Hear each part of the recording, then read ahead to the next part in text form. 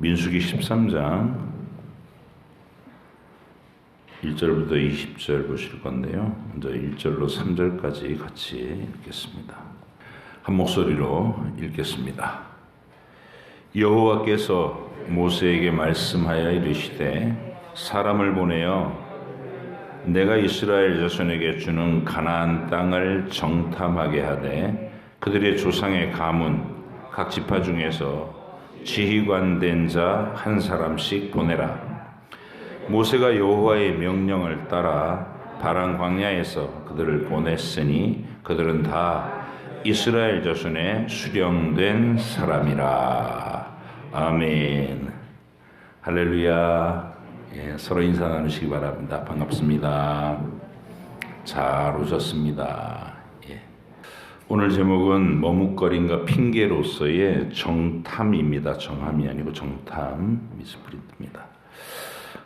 본문의 내용은 민수기 13장 본문의 내용은 성경에서 가장 유명한 사건 중에 하나인 가데스 바네아에서의 가나안 땅에 정탐꾼을 보낸 사건입니다. 표면적으로 나타난 내용으로 본다면 이스라엘 백성들이 각 지파별로 사람을 선별해서 가나안 땅을 미리 가서 한번 보고 작전을 짜겠다, 이런 내용으로 이루어져 있는 장면입니다. 4절부터 20절까지도 함께 마저 보시겠습니다. 시작. 그들의 이름은 이러하니라. 르우벤 지파에서는 삭굴의 아들 삼무하여, 시므온 지파에서는 호리 아들 사밧이요, 유다 지파에서는 여분네 아들 갈렙이요, 이사갈 지파에서는 요셉의 아들 이갈이요, 에브라임 지파에서는 눈의 아들 호세아요, 베냐민 지파에서는 라부의 아들 발디요, 스불론 지파에서는 소디의 아들 갓디엘이요, 요셉 지파하고 므낫세 지파에서는 수시의 아들 갓디요, 단 지파에서는 그말리의 아들 암미엘이요, 아셀 지파에서는 미가엘의 아들 수두리요, 납달리 지파에서는 웁시의 아들 나비요, 갓 지파에서는 마기의 아들 그우엘이니 이는 모세가 땅을 정탐하러 보낸 자들의 이름이라. 모세가 눈의 아들 호세아를 여호수아라 불렀더라. 모세가 가나안 땅을 정탐하러 그들을 보내며 이르되 너희는 네겝길로 행하여 산지로 올라가서 그 땅이 어떠한지 정탐하라. 곧 그 땅 거민이 강한지 약한지 많은지 적은지와 그들이 사는 땅이 좋은지 나쁜지와 사는 성읍이 진영인지 산성인지와 토지가 비옥한지 메마른지 나무가 있는지 없는지를 탐지하라. 담대하라. 또 그 땅에 실과를 가져오라 하니 그때는 포도가 처음 익을 즈음이었더라. 이렇게 되어 있습니다. 이스라엘 각 지파에서 아주 뛰어난 젊은이들이 발탁이 돼서 40일 동안 가나안 땅 각처를 돌아보고 오게 된 겁니다. 그런데 이들은 돌아와서 부정적인 보고를 합니다. 그 땅이 좋기는 하지만 그곳을 차지하고 있는 거민들이 워낙 강해서 그들은 정복하는 일은 불가능하다, 이런 평가를 내놓고 맙니다. 그들이 보고 온 가나안 주민들은 높은 성벽과 철병거를 갖췄고 그들의 군인들은 거대한 아낙 자손들이라는 이유로 그런 평가를 내립니다. 단 두 사람, 여호수아와 갈렙만이 하나님의 약속에 근거해서 그 땅이 이미 이스라엘에게 기업의 땅으로 주어졌음을 지적하고 올라가서 취하기만 하면 된다고 말을 합니다. 이 사건은 단순한 어떤 안목의 문제, 선택의 문제라기보다 구원 진리 자체를 설명해주는 매우 중요한 장면 중에 하나입니다. 하나님께서 베푸신 구원의 현장에 와 있으면서도 60만 명 장정들이 그리고 그에게 딸린 식구들 전체가 와 있으면서도 몸은 와 있는데 믿음이 없어서 약속의 땅으로 들어가지 못하는 그 출애굽 1세대의 비극을 보여주고 있습니다. 이게 가데스 바네아 사건의 핵심이죠. 그들은 수많은 기적들을 자기들의 눈으로 보고 생생하게 체험했지만 그 보았던 것들을 통해서 믿음으로 열매 맺지 못한 1세대였습니다. 교회에 나와서 일평생 교회 생활을 열심히 하지만 그 모든 기간 동안에 이 구원의 진리를 깨닫고 믿음이 자라가는 이 생명의 증거가 있어야 되는데 그거를 보여주지 못한 어떤 세대의 비극을 우리에게 나타냅니다. 이런 부류의 사람들에 대해서 성경에서는 구분을 여러 가지로 하죠. 알곡과 가라지라는 구분이 있습니다. 그다음에 옛사람, 새사람이라고 나누기도 합니다.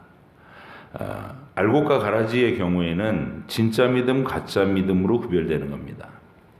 교회 안에는 분명히 구원받지 못했으면서도 교회만 열심히 다니고 있으면 자기가 구원받은 걸로 착각하는 가짜들이 항상 섞여 있다고, 이걸 우리 주님의 표현으로 가라지라고 했습니다. 이스라엘 공동체에도 그런 사람이 있었던 거예요. 늘 원망을 선도하고 하나님의 구원을 악평하는 선동자들, 이 사람들은 가라지들입니다. 섞여 있는 가라지들. 하나님은 그런 자들은 다 하나님 편에서 심판하셨죠. 가룟 유다가 대표적인 사람이죠. 예수님의 12명의 제자에 속했으면서 3년 내내 주님을 따라다녔으면서도 주님이 행하시는 기적, 주님이 행하시는 말씀, 들려주시는 말씀을 전혀 믿음으로 받아들이지 못하고 예수님을 언제나 이익의 재료로만 봤어요. 저 양반이 나한테 어떤 이득을 줄 수 있을까? 요 관점으로만 보니까. 또 열처녀 비유에서 슬기로운 5처녀, 이 사람들은 등과 기름을 다 준비합니다. 그래서 신앙의 겉모양과 실제 내용이 일치된 사람들, 열심히 교회에 나오는 것과 그 속에 진리를 깨달은 감격의 믿음이 합치된 사람들, 이게 알곡이죠. 근데 어리석은 5 여자는 등불만 준비합니다. 모양만 갖춘 거예요. 겉모양만. 아무짝에도 쓸모없는, 기름이 없으면 겉모양 있는 등불, 똑같은 등불이지만 아무짝에도 쓸모없는 것이잖아요. 겉모양만 갖춘 가짜 신앙, 그게 어리석은 5 처녀입니다. 신앙의 겉모양만 갖추고 실제 내용은 전혀 고백에 도달하지 못한 자들의 비극, 반드시 그들은 가나안 땅에, 하나님의 약속의 땅에 들어가는 게 실패된다 그 말이죠. 양과 염소의 비유도 그런 구별입니다. 같이 섞여 있지만 마지막 시간에는 목자가 구별해낸다는 거다. 그런데 이게 진짜 가짜를 나누는 이 구별보다 옛사람과 새사람, 이런 구별도 있어요. 그 다음에 이걸 또 겉사람과 속사람 이렇게 표현하기도 하고, 옛 죄의 자아와 거듭난 새로운 자아 이렇게 구분도 합니다. 이 구분은 근데 조금 독특합니다. 별개의 2 사람, 진짜와 가짜를 얘기하는 게 아니라 구원받은 한 사람 속에 들어있는 2 자아를 얘기하는 거예요. 그래서 불신앙과 악한 죄의 습관에 젖어서 늘 믿음을 거스르는 것이 내 안에 들어있다는 거예요. 의심하고 불평하고 욕심내고 미워하고 분쟁하고 다투고, 이런 것들, 하나님 나라에 합당하지 못한 죄의 자아가 내 속에 엄연히 존재한다. 우리는 그 옛 자아를 인생이라는 이 광야에서 소멸시키는 싸움을 해야 한다. 그 교훈이라 이 말이에요. 가데스 바네아 교훈이. 우리 안에 있는 이 죄의 자아는, 옛 자아는 그 어떤 모습으로도 천국으로 가져갈 수 없습니다. 그래서 우리가 신앙생활을 하는 이 신앙의 인생을 통해, 하루하루의 믿음 생활을 통해 자발적인 내 노력으로 이 옛사람을 계속해서 선한 싸움을 하면서 소멸시켜 가면 우리 안에는 있는 속사람은 강성한 모습으로, 장성한 모습으로 자라나서 천국을 그렇게 권세 있는 모습으로 천국을 상속받게 될 것입니다. 그런데 평생 교회 생활을 하면서도 이 옛사람을 소멸시키는 일에 게으르면 이제 그러면 드글드글 남아있을 거 아니에요. 그 상태로는 천국에 못 들어가니까 하나님께서 육체의 죽음을 통과할 때 그 옛자들은 다 시험의 불에, 하나님의 시험의 불에 다 타버리고 말 것입니다. 그러면 남는 것은 어린아이 수준의 믿음밖에 없을 것이죠. 그러니까 그런 사람들은 결국 지옥을 겨우 면하는 턱걸이 구원을 얻게 될 것입니다. 그게 성경이 가르치고 있는 구원관이에요. 광야 1세대가 이 약속과 안식의 땅인 그 가나안에 들어가지 못하고 광야에서 소멸되고 38년 동안 그 광야에서 다 차례차례 이제 수명을 다하고 죽어갑니다. 그리고 새롭게 형성된 2세대, 그 2세대가 여호수아의 인도를 받아서 안식의 땅에 들어가는 것.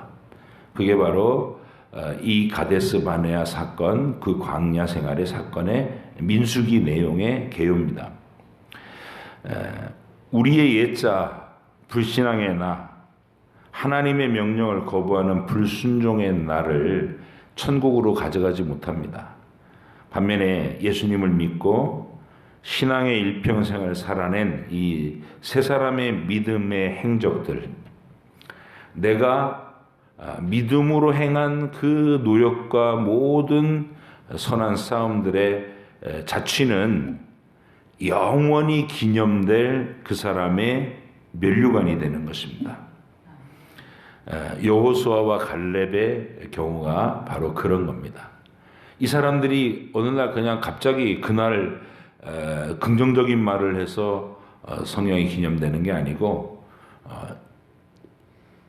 태어나서 살아오는 내내 하나님의 말씀에 주목하고 자기들의 현실을 믿음으로 해석해내면서 담대한 용기로 결정적인 순간에 신앙 고백을 하니까 그것이 영원히 기념되어서 우리가 여호수아, 갈렙 그러면 믿음의 뛰어난 믿음의 사람으로 누구라도 칭송하는 이 신앙인물이 된 거 아니겠어요? 그러니까 여러분과 제가 이 땅에서 그런 싸움을 해나가서 그런 믿음의 자취를 남기는 귀한 분들이 되시기를 바랍니다. 이 사람들이 정탐꾼을 보내갖고 40일 동안 거기를 정탐하는 이 진정한 동기가 민수기 본문에서는 마치 하나님의 명령으로 그 자기들은 가만히 있었는데 야 너네들 정탐부터 하고 와 이렇게 하나님이 등 떠밀어서 정탐하고 온 것으로 나타나 있어요. 여기서 읽을 때는. 하지만 실상은 이 백성들이 모세가 들어가서 이제 약속의 가나안을 취해라, 정복해라, 너희들 것이다 이렇게 얘기했더니 잠깐만요 모세님, 우리가 그냥 무작정 들어갈 게 아니라 미리 우리 좀 날쌘 젊은이들 각 지파별로 하나씩 보내서 그 땅을 미리 다 지도도 그려오게 하고 좀 상황을 파악하고 어떻게 어느 길로 해서 들어갈지 어떤 작전을 짤지를 좀 미리 좀 알아보도록 합시다 이렇게 제안을 하는 거예요. 모세는 신명기 1장에서 이렇게 말합니다. 하나님 여호와께서 이 땅을 너희 앞에 두셨은즉 너희 열조의 하나님 여호와께서 너희에게 이르신 대로 올라가서 얻으라, 두려워 말라, 주저하지 말라. 이게 모세가 도착하자마자 한 말이에요. 그런데 백성들은 어느 길로 올라가야 할 것과 어느 성읍으로 들어야 가야 할 것을 정탐을 보내서 알아냅시다 이렇게 말로 정탐꾼을 보내자는 주장을 한 거예요. 모세는 그 사람들의 말이 크게 뭐 나쁜 것 같지 않았거든요. 물론 뭐 미리 가서 보고 현실 파악을 하고 이렇게 침착하게 용기 있게 들어가자면 아무 문제 없죠. 그래서 하나님께 여쭙고 정탐꾼을 보내는 것이 좋겠다. 자기도 동조해서 좋게 생각하고 보냅니다. 그런데 정탐을 하고 난 결과는 딱 두 사람만 믿음의 보고를 하고 나머지 10명은 다 부정적인 보고를 해버리는 거예요. 그들은 다만 육신의 눈에 보이는 그대로만 말했습니다. 땅은 비옥하고 좋은데 대적들이 너무 강해서 우리는 승산이 없다, 이 분석을 내놓고 말았습니다. 그들은 그 가나안 땅을 믿음으로 바라보지 못하고 육신의 안목으로만 분석했던 것입니다. 이쯤 되면 우리는 자칫 정탐한 그 일 자체를 비난하기가 쉽습니다. 정탐하지 말고 무조건 믿음으로 돌진했으면 좋았을 것을 이러고 단순하게 생각하죠. 그래서 사람들이 오해하는 것은 이렇게 이것저것 따져보지 않고 무조건 믿는 믿음을 좋은 믿음이라고 생각합니다. 하지만 그거는 하나님이 원하는 믿음이 아니에요. 하나님 그런 믿음 원하지 않습니다. 그건 맹신이라고 그래요.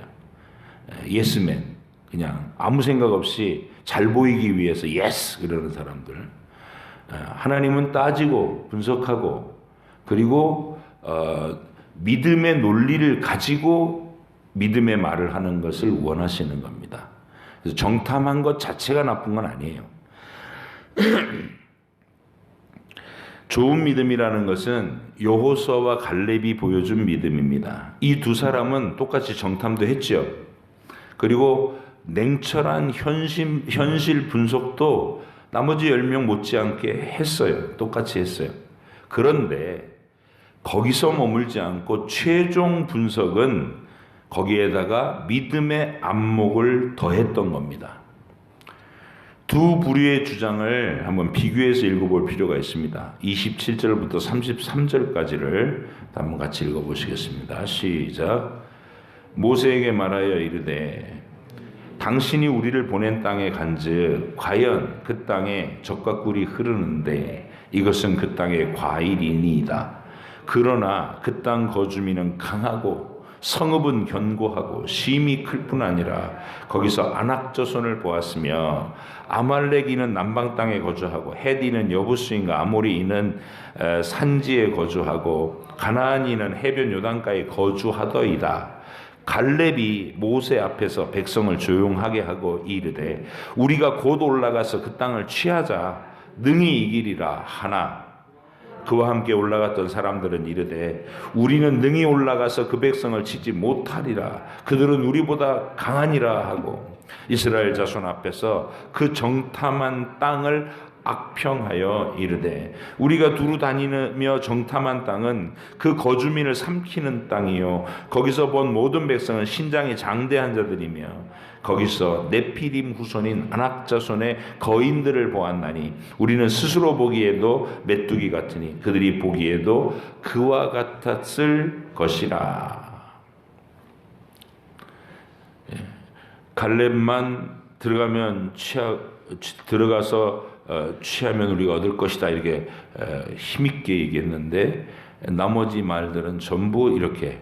근데 그들의 말이 아주 냉철한 현실 분석을 쫙 들려주니까 굉장히 설득력 있게 들린 거예요. 하나님 나라의 일을 하면서 눈에 보이는 현실만 분석하면 우리는 언제나 낙심하는 말을 할 수밖에 없게 됩니다. 그건 불가능합니다. 우리에게는 돈이 없습니다. 사람도 없습니다. 이런 말들을 하게 되죠. 하지만 갈렙은 우리는 승리한다라고 당당하게 말합니다. 여호수아와 갈렙이 이렇게 용기와 기백을 보이는 이유는 그들이 남달리 무슨 어렸을 때부터 용맹했기 때문이다. 그렇지 않습니다. 그런 게 아닙니다. 우리는 14장에 나오는 여호수아와 갈렙의 그 상세한 긍정적인 말을 하는 이유 14장에 이제 그 두 사람의 조금 더 자세한 말이 나옵니다. 한 장 넘겨서 14장 6절로 9절을 한번 보세요. 시작. 그 땅을 정탐한 자 중 눈의 아들 여호수아와 여분네의 아들 갈렙이 자기들의 옷을 찢고 이스라엘 자손의 온 회중에게 말하여 이르되 우리가 두루 다니며 정탐한 땅은 심히 아름다운 땅이라. 여호와께서 우리를 기뻐하시면 우리를 그 땅으로 인도하여 들이시고 그 땅을 우리에게 주시리라. 이는 과연 젖과 꿀이 흐르는 땅이니라. 하나님 말씀하신 대로. 다만 여호와를 거역하지는 말라. 또 그 땅 백성을 두려워하지 말라. 그들은 우리의 먹이라. 그들의 보호자는 그들에게서 떠났고 여호와는 우리와 함께 하시느니라. 그들을 두려워하지 말라. 똑같은 현실을 봤는데 여호수아와 갈렙은 하나님의 권능을 믿는 믿음으로 최종 분석을 한 것입니다. 여호와께서 기뻐하시면 그 땅을 우리에게 주시리라 약속하셨으니까. 그리고 그 땅 백성을 두려워하지 말라. 왜냐하면 그들의 보호자가 떠났기 때문이다. 그들을 그 땅에 허락하시고 그들의 주권을 만들어 주시고 그들에게 삶의 터전을 보장하시던 분이 하나님이신데, 그분이 이들을 이제 오래 참으심 끝에 심판하시기로 정하셨고 그 대신에 우리를 이 땅의 주인으로 삼아주시겠다고 하셨다.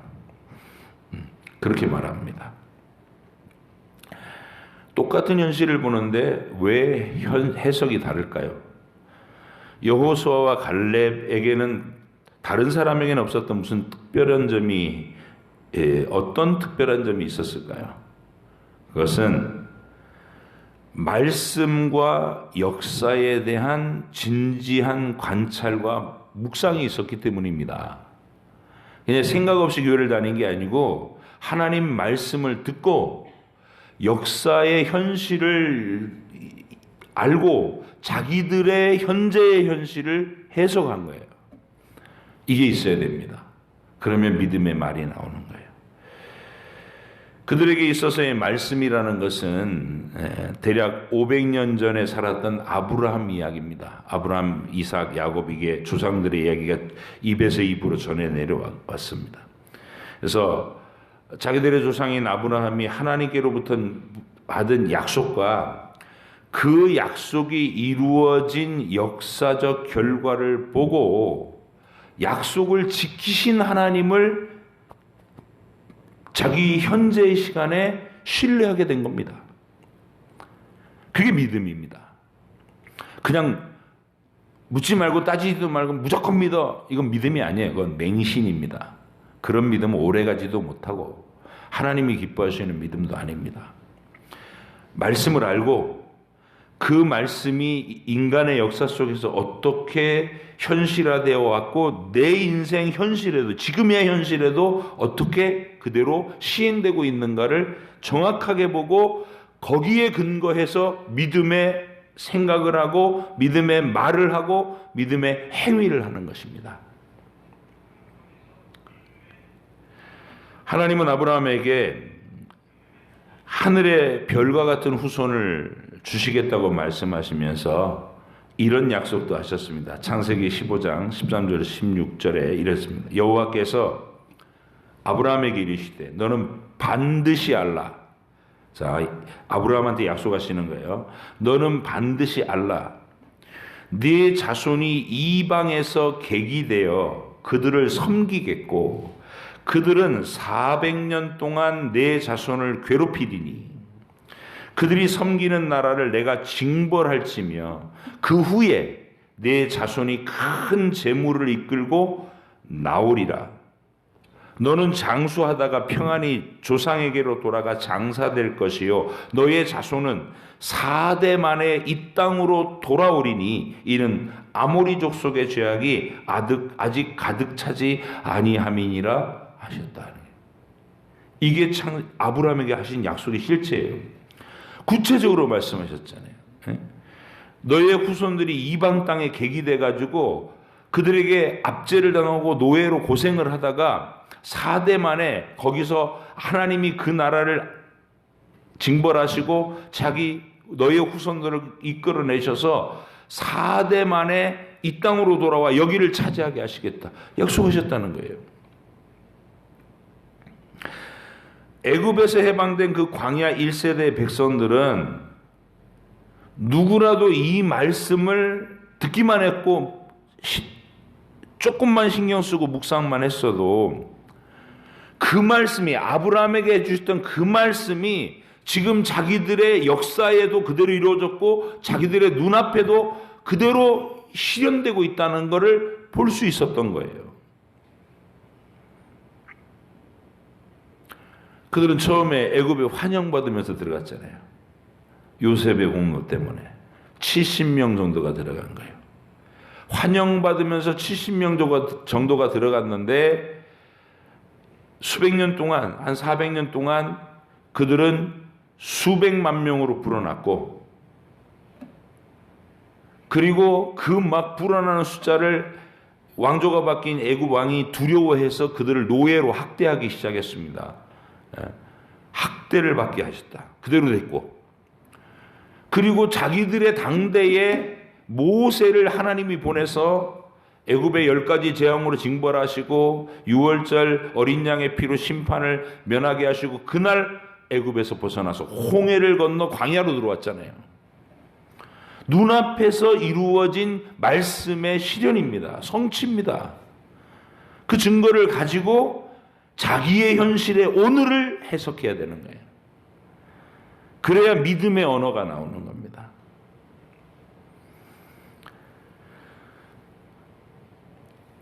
하나님은 여기 왜 데리고 왔냐, 우리를 가데스 바네아에게.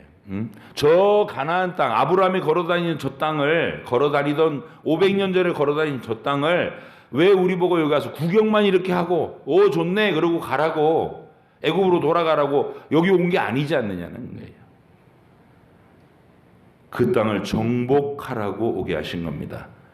그래서 아브라함에게 약속하시는 약속 그 끝부분은 이래요. 15장 18절로 21절 창세기. 그날에 여호와께서 아브라함과 더불어 언약을 세워 이르시되 내가 이 땅을 애굽 강에서부터 큰 강 유브라데까지, 이게 팔레스타인 전체를 얘기하는 거예요. 애굽 강에서부터 저 북쪽에 있는 유프라테스 강까지 네 자손에게 주노니, 곧 겐 족속, 그니스 족속, 감몬 족속, 헷 족속, 브리스 족속, 르바 족속, 아모리 족속, 가나안 족속, 기르가스 족속, 여부스 족속의 땅이니라 하셨더라. 여기서 언급되고 있는 바로 그 땅이 자기들이 40일 동안 정탐하고 왔던 그 땅이잖아요. 이 말씀을 알고 이 말씀을 통해서 그 땅을 보니까 여호수아와 갈렙은 정탐하는 동안에도 마음속에 기쁨이 가득했을 거예요. 이야, 하나님이 약속하셨던 땅 정말 아름답구나. 하나님이 500년 전 우리 조상 아브라함에게 이 땅을 주시겠다고 약속하셨는데 그 말씀하시던 것이 착착착 이루어져서 오늘 우리가 여기 와 있구나. 그러면 이제 우리가 들어가면 하나님이 저 땅을 차지하게 하시겠구나. 믿음의 확신이 드는 겁니다. 그래서 저들은 우리의 먹이다 이렇게 말할 수 있었던 겁니다. 여호와 하나님께서 이 일을 500년간 준비하시고 우리 시대의 눈앞에 펼치셨으니 이제 순종하여 들어가기만 하면 이기게 하신다. 그런 믿음이 생기는 겁니다. 맹신이 아니고 논리적으로 따지고 이치를, 이게 줄거리를 생각해서 당연한 결과로 우리가 가질 수밖에 없겠구나라는 결론을 얻게 되는 것이죠. 저와 여러분도 말씀을 알고 현실을 보면 자기의 현실을 해석하는 사람이 됩니다.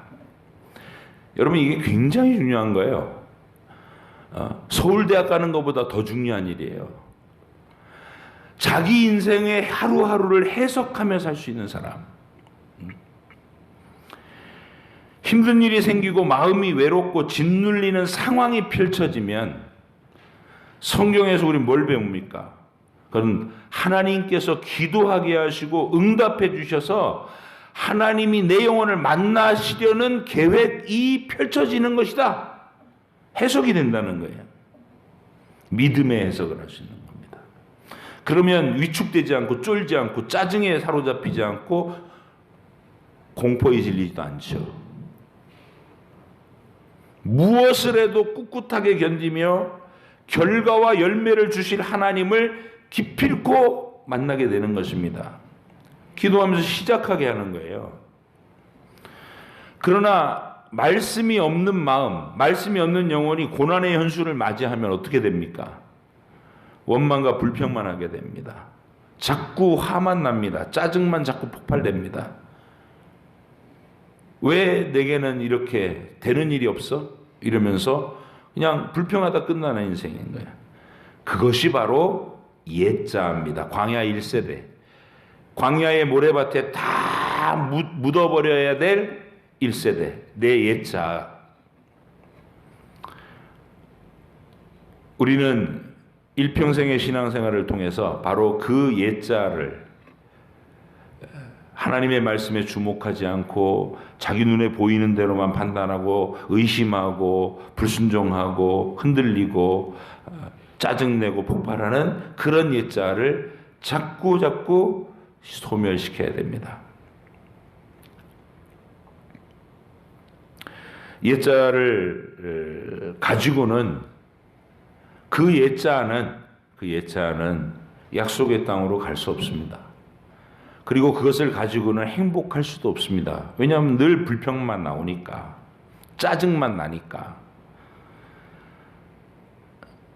옛자를 이 인생의 광야에 묻어버리고 여호수아와 갈렙 같은 믿음의 자아를 자꾸만 키워나가면 광야에서도 여전히 행복할 수 있고 마침내 약속의 땅으로도 들어가게 됩니다.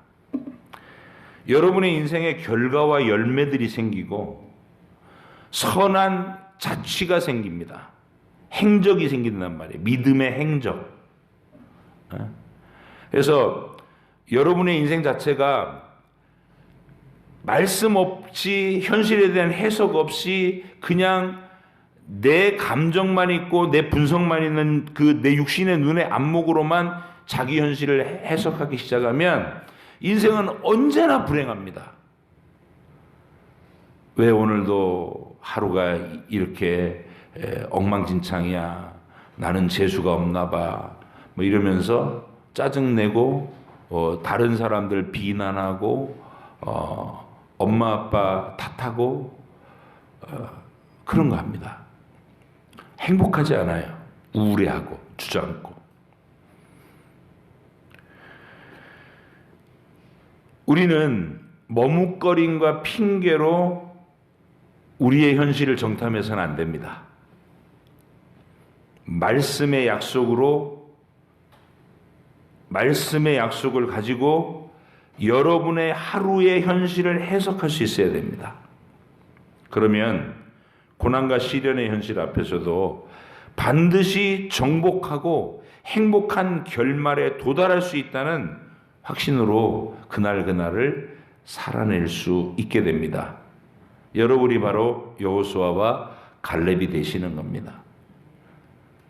오늘 하루도 그 믿음으로 잘 지내오셨고 내일도 그런 믿음의 안목으로 여러분의 하루를 정탐하시고 믿음으로 그 현실을 정복해 나가시기를 주의 이름으로 축복합니다. 기도하겠습니다. 하나님 아버지 감사합니다.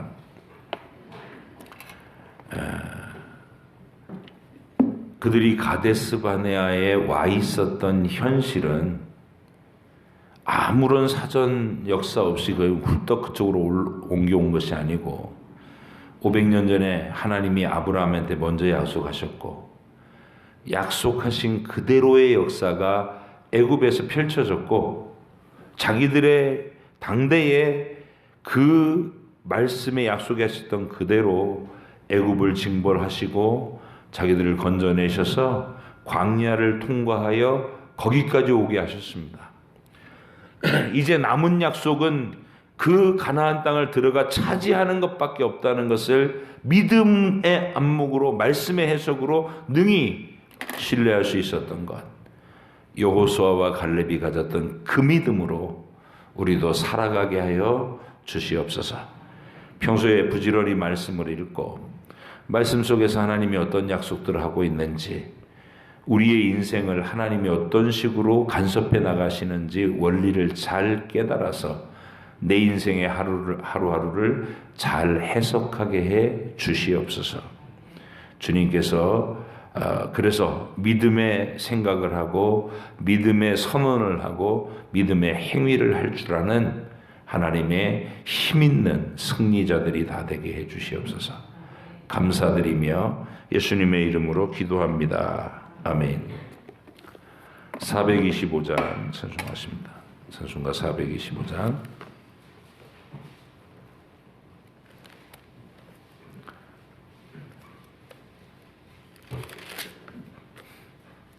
주님의 뜻을 이루소서. 429장 죄송합니다. 429장.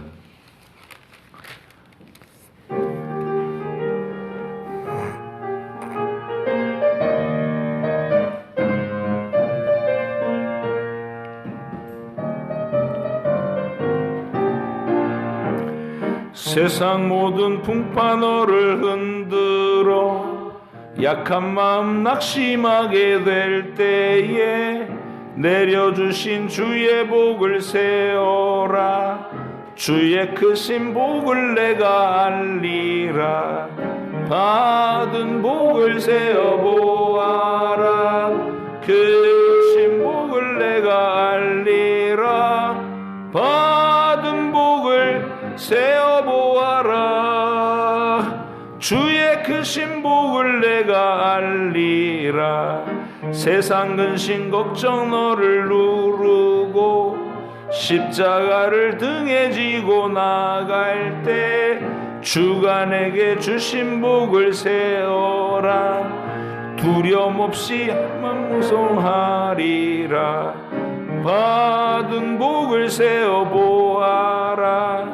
크신 복을 내가 알리라. 받은 복을 세어보아라.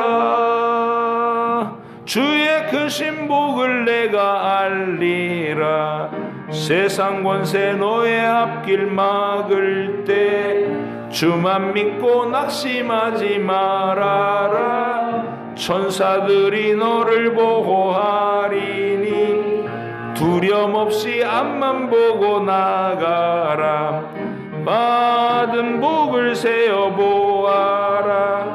크신 복을 내가 알리라. 받은 복을 세어보아라. 주의 크신 복을 내가 알리라. 아멘.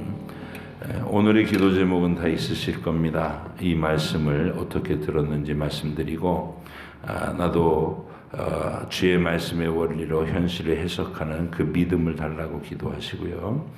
또 지금 암이 확진돼서 수술을 앞두고 계신 우리 최동열 집사님, 그 일정대로 수술이 잘 돼서 건강 회복하게 해달라고 기도하시고, 투병 중에 있는 기존의 우리 성도들도 온전히 질병을 극복하고 일어나 건강을 회복하게 해달라고 기도해 주시고, 신학기를 맞아서 이제 막 새로운 또 환경에서 새 학년 새 학기를 맞이하는 모든 새로 시작하는 우리 학생들, 또 대학생들, 각자의 현실에서 주신 믿음으로 그 현실을 잘 해석하며 하루하루 승리하게 해달라고 기도하시고, 여러분 마음에 필요한 기도들 하나님 앞에 요청하시기 바랍니다. 주여 한번 부르고 기도하겠습니다.